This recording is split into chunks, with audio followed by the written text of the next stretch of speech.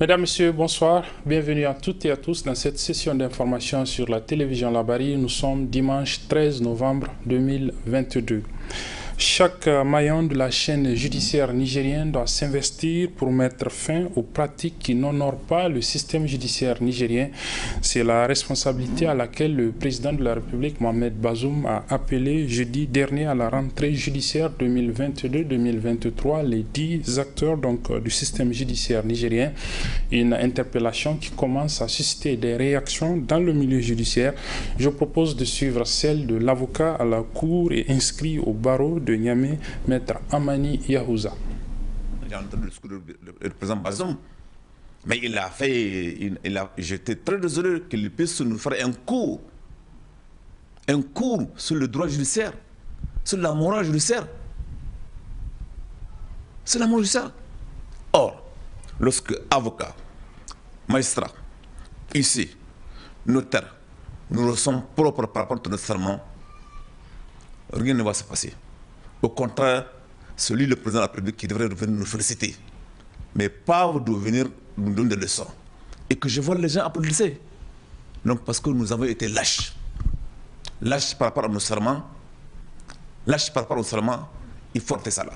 Chaque corps de métier de la justice, la grande famille là, revenons au serment. Respectons-la. Lorsque nous le faisons, nous tous en même temps, sans embâche, le président, quel que soit le président du Niger, viendra nous féliciter, mais pas nous donner des leçons par rapport à notre comportement, par rapport à la façon dont nous agir. Pas ça. C'est ce que je pense que c'est important pour nous. N'est-ce pas révolté? Je dis ça en fonction de ma liberté d'expression. Voilà, maître Amani Yahouza, que vous retrouverez en partie magazine dans l'intégralité de cet entretien qu'il a accordé à la télévision Labari pour réagir donc à cette intervention du chef de l'État à l'occasion de la rentrée judiciaire, mais aussi sur plusieurs autres questions.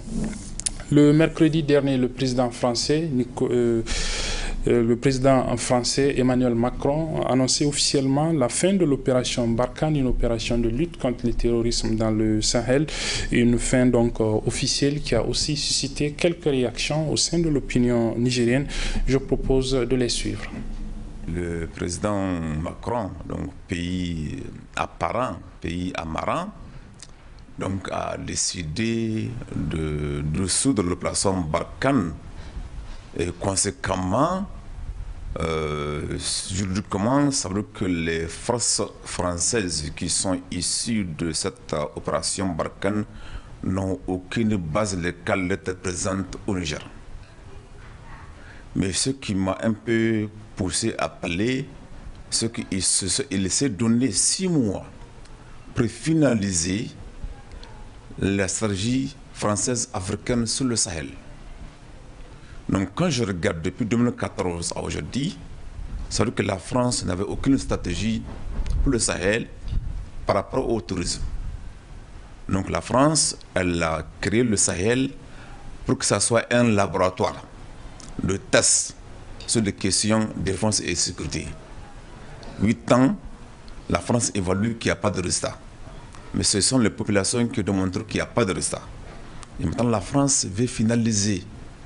Alors que pendant les 8 ans, l'Afrique, le Sahel, était juste un laboratoire pour testing.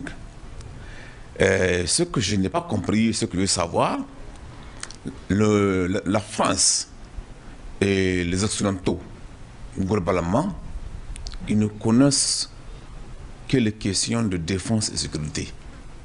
Mais nous, autres Africains, nous connaissons ces questions de sécurité, mais mieux qu'eux, et ce qu'eux ne savent pas, c'est les questions conflit et diplomatie, diplomatie et conflit. Je crois que c'est vrai qu'il faut tirer effectivement les conséquences en tout cas de l'échec en tout cas de la venue de Barkhane dans la sous-région, parce que nous n'avons jamais vu de telles bavures en tout cas au niveau en tout cas de la sous-région. Ça fait en tout cas longtemps qu'on n'a pas connu ce genre d'insécurité. Et je pense que la venue de Barkhane n'a rien servi. Honnêtement, nous pensons dans un premier temps que cette force va nous permettre de contrôler en tout cas le mouvement en tout cas de ces terroristes Mais très malheureusement, on a compris que malgré leur présence, effectivement, en tout cas, on n'a jamais eu en tout cas l'occasion d'apprécier en tout cas l'avenir de ces forces en tout cas obscures. Et d'où nous, c'est vraiment le seul peut-être handicap qu'on a, peut-être le moyen de renseignement. À partir du moment où même la France ne peut pas en tout cas nous régler ce problème-là, je pense qu'il est mieux qu'on règle nous-mêmes, en tout cas nos propres problèmes. Et c'est dans ce sens que vraiment j'apprécie en tout cas le départ de cette force. Ça va nous permettre en tout cas de nous ressaisir et de corriger en tout cas nos erreurs. Il y a Barkhane depuis combien d'années? Les Balkans n'ont pas eu sécurité notre Sahélien. Parce qu'il n'y a pas de sécurité. Depuis quand les Balkans est venu en Afrique là, il n'y a pas de sécurité. Parce qu'il y a trop de désordre. On part même chez toi, tu n'es pas en sécurité. Et c'est une bonne affaire. Barkhane rentre chez Zé, c'est plus mieux. Parce qu'il n'y a pas un intérêt pour les Africains. Nous, vraiment, on est très contents pour la départ des Français. Parce que la population, ils sont très fatigués. Parce que la France, là, elle n'a rien foutu au Niger. On est content maintenant des partis. Voilà, dans le cadre de leur action de plaidoyer pour une ouverture des espaces publics, le consortium d'organisations de la société civile et d'organisations socio-professionnelles des médias nigériens était hier au niveau de l'université Abdou Moumouni Diofo de Niamey pour les sensibiliser donc sur l'importance de l'ouverture des espaces publics. Je propose de suivre le résumé de cette séance de sensibilisation avec nos reporters Nasser Sedou et Hamza Sakou.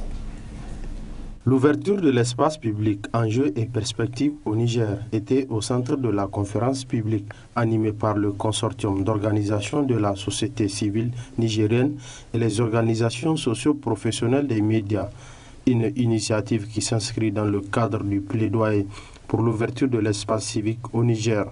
L'impact du rétrécissement de l'espace civique dans l'exercice des libertés publiques au Niger. Entendez par l'espace civique cet environnement qui permet à la société civile de jouer un rôle dans la vie politique, économique et sociale de notre société. Et donc c'est cet environnement à l'intérieur duquel tout ce qu'il y a comme organisation socio-professionnelle, organisation de la société civile se retrouve chacun en fonction de ses objectifs à apporter sa contribution, à jouer son rôle pour que ensemble nous concourons à un exercice démocratique dans notre pays, parce que vous n'êtes pas seul de savoir qu'au Niger, nous avons choisi de vivre sous le mode de gouvernance de la démocratie. Et la démocratie a ses exigences. Et c'est parce que la démocratie a ses exigences qu'il faut aménager un espace civique pouvant permettre à tous les citoyens de jouer leur rôle sans difficulté. Et c'est à ce travail que nous sommes en train de nous atteler en tant qu'organisation, en tant que structure des organisations de la société civile. L'idée, c'est que d'expliquer les enjeux à nos camarades, à nos frères, à nos amis universitaires, étudiants, pour qu'ils comprennent que ce combat, cette bataille que nous sommes en train de faire à travers les consortiums, il y a d'autres organismes d'un autre niveau qui organisent eux aussi le même type d'activité pour obtenir la réouverture de l'espace civique. Alors, je crois que les universitaires que vous êtes, les étudiants, ne doivent pas rester en marge de ce combat. Ils doivent essayer, vous devez essayer, ou nous devons essayer ensemble du mieux que nous pouvons pour influencer ces acteurs publics, pour influencer le gouvernement et les amener à revoir leurs copies. Parce que les manifestations de leur histoire, toutes les manifestations qu'il y a eu dans notre pays, elles ont eu quand même un impact positif. Une thématique appréciée à sa juste valeur par les participants. Il faut savoir que la démocratie nigérienne, elle n'est pas une démocratie qui répond véritablement à l'aspiration. Pourquoi? Parce qu'on constate d'une manière ou d'une autre Les dirigeants qui se trouvent à la tête du pays sont toujours ceux-là qui ne font que satisfaire ses besoins au profit de la base, au profit de la démocratie. Nous sommes dans un contexte où les manifestations dans les voies publiques, là, à chaque fois, si les organisations de la société civile essayent de faire une manifestation, l'État va brandir l'argument selon il y a un risque d'infiltration. Et souvent, on voit que les sociétés civiles font appel aux acteurs, des partis et aux militants des partis politiques. Donc, si à ce niveau-là, vous pouvez essayer de voir la façon dont vous pouvez organiser votre façon de faire les manifestations.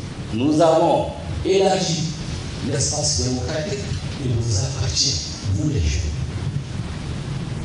Il faut vous réveiller.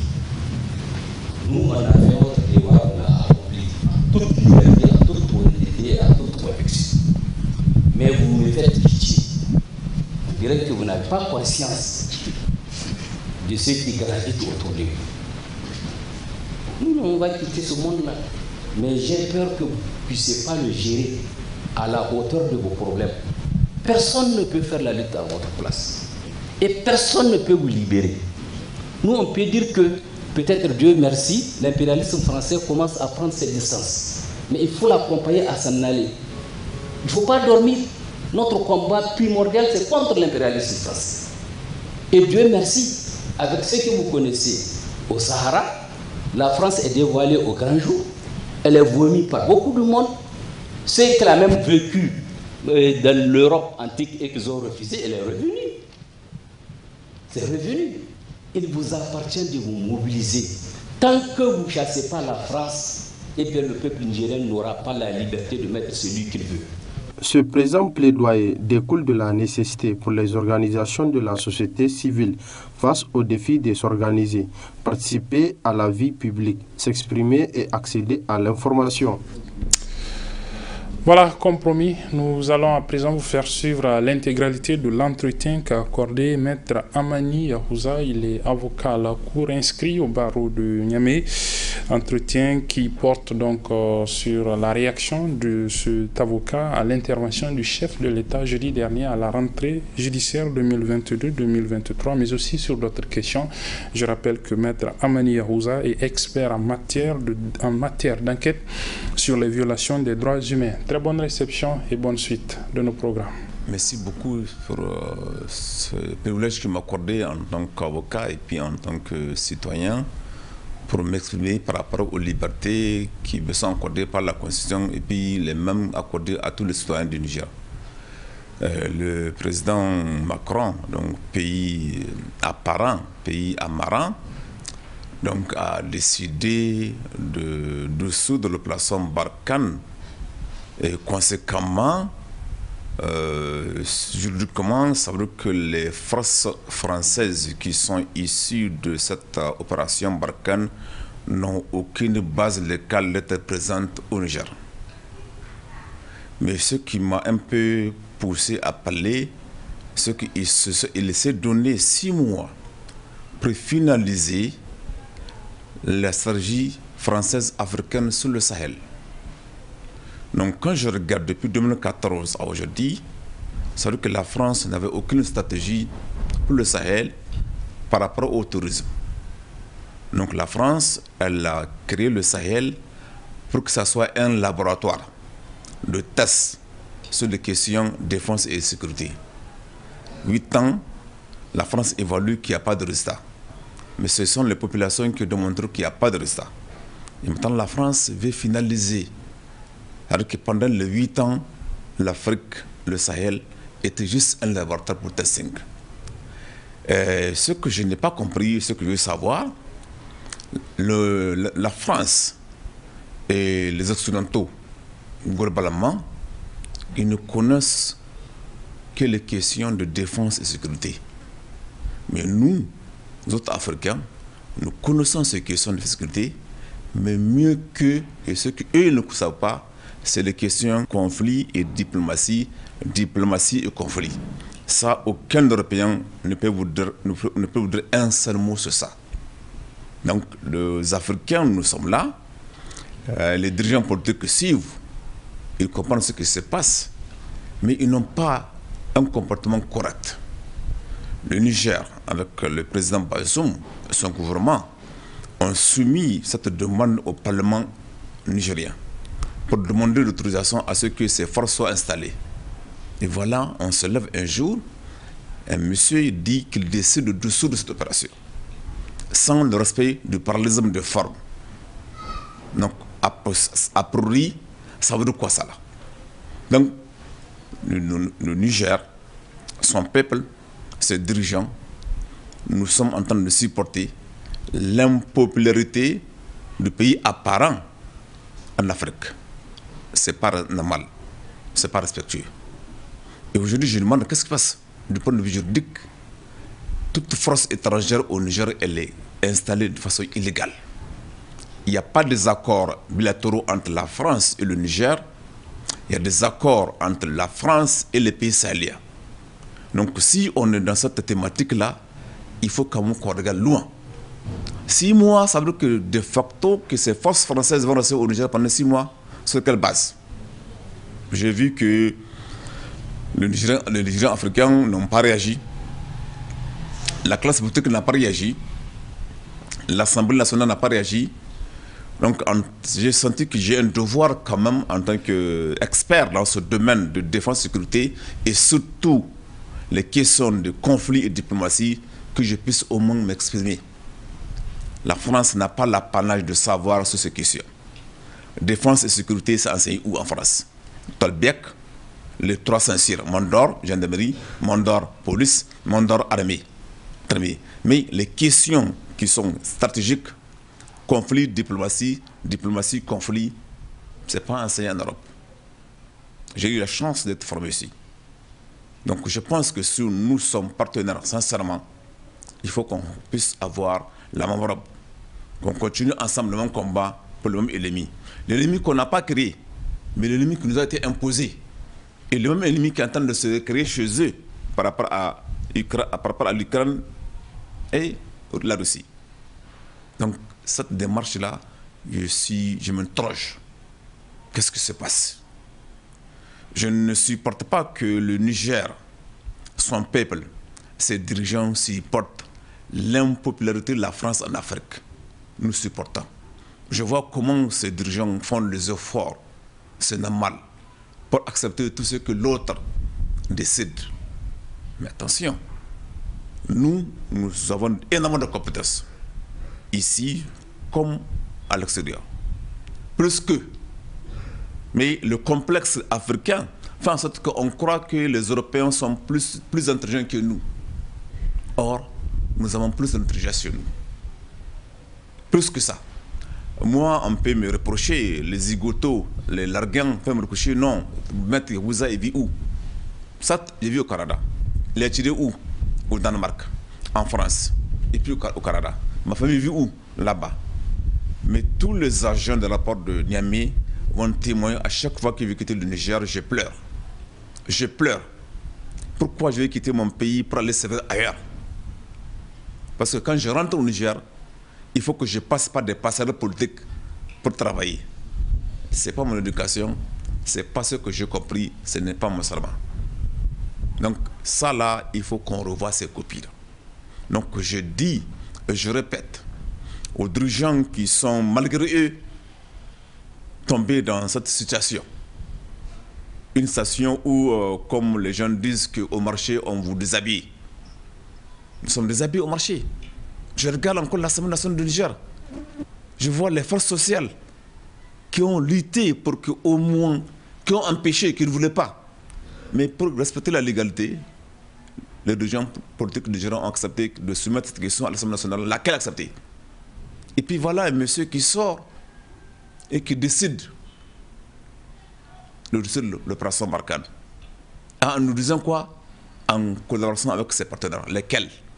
Si c'est une collaboration avec les partenaires, donc on dit nous avons convenu de dissoudre. Pas j'ai décidé. Français médiocre. Je pense que c'est quoi là. Donc, je suis en train de réfléchir.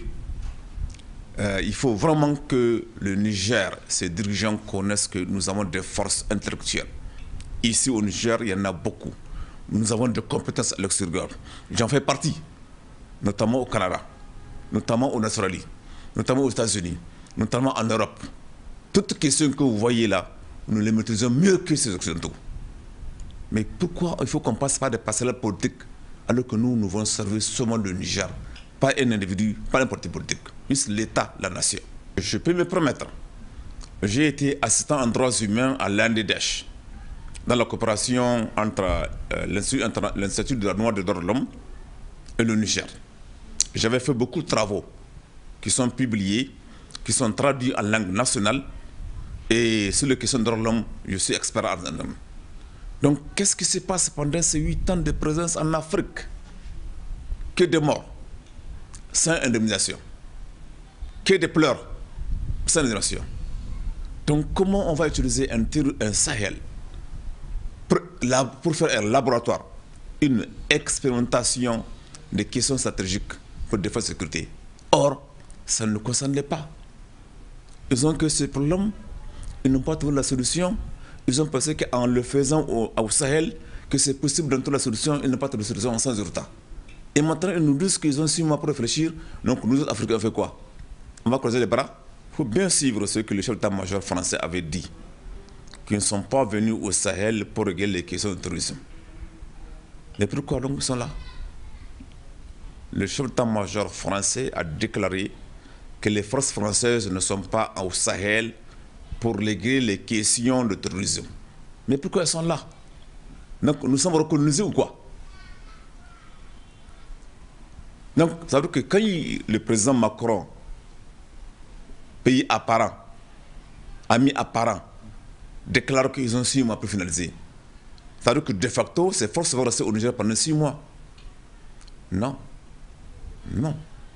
À partir de ce instant, légalement, il n'y a aucune justification à ce que ces forces restent au Niger. Le courage manque à nos dirigeants, je le comprends, parce que le Niger est un peu divisé. S'il y a un problème en Europe, par rapport aux questions sécuritaires, toute classe politique se lève et s'unit pour appuyer le dirigeant. Au Niger, on fait de la politique politicienne. Si aujourd'hui le président Bazoum est incapable d'agir, c'est parce qu'il manque de soutien populaire. Il manque de soutien populaire, surtout la classe politique. En France, lorsqu'il y a une question sur la sécurité, souvenez-vous de cette histoire de l'attaque terroriste là. Mais la classe politique s'est réunie derrière le président, malgré ces diverses politiques là. Mais pourquoi? Parce qu'on ne voit pas l'individu ou le parti ou le régime, on voit la nation. Le Niger aujourd'hui, si nous comprenons, nous avons un dirigeant. Moi, je ne le connais même pas, mais je connais par la presse. Mais puisque c'est lui notre dirigeant, par rapport à la question de survie nationale, il faut que chaque individu, chaque citoyen se mobilise pour accompagner ce régime. Lorsque tout le monde est uni devant ce régime-là, l'ennemi disparaît. Exemple, pas plus que quelques années, quand j'étais en enquête en Côte d'Ivoire avec le président Laurent Gbagbo, j'ai vu ce qu'il m'avait dit. J'ai vu ce qu'il a appelé l'effort de guerre. Les Libanais qui sont extrêmement riches en Côte d'Ivoire n'ont plus que 6 milliards. Les Nigériens qui vivent en Côte d'Ivoire ont mobilisé 9 milliards. Donc on peut mobiliser pour que ces fonds ne viennent même pas de l'État du Niger. Chacun a sa poche, chacun peut contribuer. Donc je dis, vraiment, il faut qu'on revoie nos copies, il faut qu'on comprenne ce qui se passe dans le monde, il faut qu'on regarde et qu'on sache où on va. Le président Bazoum, je n'aime pas voulu citer son nom, il est là sur une chaise éphémère. Bientôt il va quitter, après lui un autre, et après un autre, l'État est éternel, pour le moment. Donc, la classe politique qui fait des calculs politiques pour bloquer beaucoup de choses, c'est inutile. Lorsque les gens vont comprendre que nous sommes unis derrière notre président, l'ennemi va disparaître. Tout de suite. Et c'est ce que je veux que les gens le comprennent. La même chose que nous, que je souhaite au Niger là, c'est la même chose que eux les Européens font. C'est la même chose que font les Européens. Nous avons étudié dans toute l'université. Ce que nous avons appris, c'est intéressant pour nous. Mais quand nous revenons dans notre pays, nous travaillons avec nos cultures pour améliorer le comportement politique, social. Et c'est ça qui est intéressant pour notre affaire. Il faut que nous comprenions. Aujourd'hui, ce qui s'est passé à partir du discours du président Macron, nous avons compris que l'Europe est limitée. Du point de vue intellectuel, du point de vue stratégique, du point de vue culturel, du point de vue politique, du point de vue sociétal. Et nous avons toutes les phrases au Niger. Débat contre débat. C'est un pays. Nous sommes des pays. La France est un pays, mais nous sommes des pays. Est-ce que vous pouvez parler du Sahel comme un pays par rapport à un pays? Quelle cellule, quel conseiller, quelle étude, quelle école pour nous enseigner par rapport à quoi? Nous connaissons mieux qu'eux. Mieux qu'eux. Je suis présentement disponible pour passer là. Débat par débat, le Niger, il a une armée. L'armée respectable. Des officiers de terrain, des officiers de renseignement, des officiers de cœur, qui n'ont rien besoin jusqu'au le soutien de la population et de dirigeants. Mais lorsque vous doutez sur un officier, donc vous cassez le moral. Or, en tant que soldat, le soldat a besoin de quoi? Le moral. Le moral pour aller combattre. Vendre sa vie. C'est ce qu'on appelle le frère d'âme. Il faut que nous nous comprenions. Lorsque c'est OK, nous avançons. Les petits détournements par-ci, par-là, c'est parce que ce n'est pas des gens qui aiment le Niger. Ce n'est pas des patriotiques. Nous nous comprenons. Avant-hier, j'étais à l'entrée judiciaire annuelle des nationales de judiciaire. J'ai entendu le discours du président Bazoum. Mais j'étais très désolé qu'il puisse nous faire un cours sur le droit judiciaire, sur la morale judiciaire. C'est la morale judiciaire. Or, lorsque avocat, magistrat, huissier, notaire, nous sommes propres par rapport à notre serment, rien ne va se passer. Au contraire, c'est lui le président de la République qui devrait venir nous féliciter. Mais pas de venir nous donner des leçons. Et que je vois les gens applaudisser. Donc parce que nous avons été lâches. Lâches par rapport à nos serments.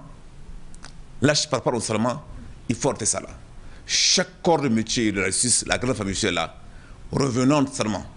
Respectons-la. Lorsque nous le faisons, nous tous en même temps, sans embâche, le président, quel que soit le président du Niger, viendra nous féliciter.